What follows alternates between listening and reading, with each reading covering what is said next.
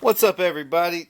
Got the car, man. And you know what? Today, we're still working on a light, but I'm going to do a machine polish on one. But when I got to my pad, I forgot the last time I used it was pretty bad.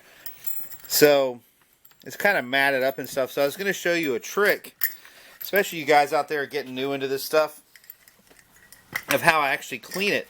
And how I clean it's with one of these guys right here. It's a Spur. So, you basically just fire it up. I'm going to turn it on.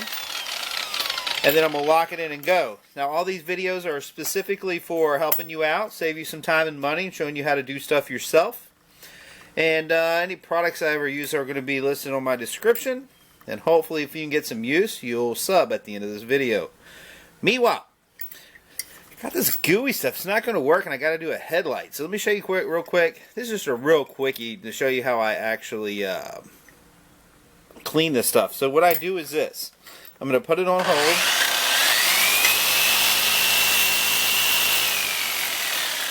I'm going to slow it way down.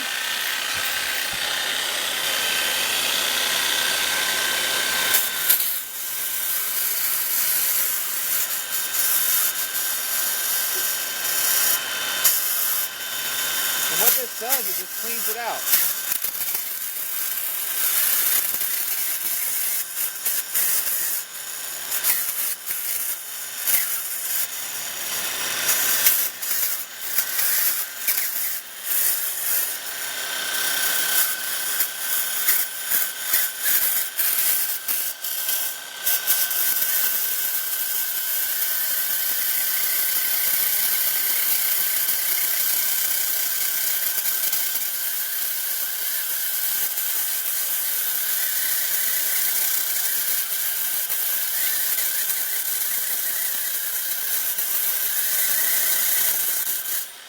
Alright, so that should do it. Now, of course, needless to say, use eyewear anytime you're using this kind of thing. And you'll see it knocked out the majority of it. Now, this isn't what I would call clean. It's definitely usable. If you really want to go clean, you would need something like this product right here. Let's see, something with a good... Let me find something that still has a good label on it. Something like Dynacone by McGuire's. This is how you clean pads and stuff. It just eats all the stuff off of it. But we're not going to use that today. I was just showing you real quick how I use a one of these to get it done. And it really does do a halfway decent job. But, you know, Spurs are Spurs. You get these at paint supply stores. You can get them online. If I can find one, I'll put it on my Amazon. Link below. I bought this at a paint shop, though. But I'm sure somebody sells them.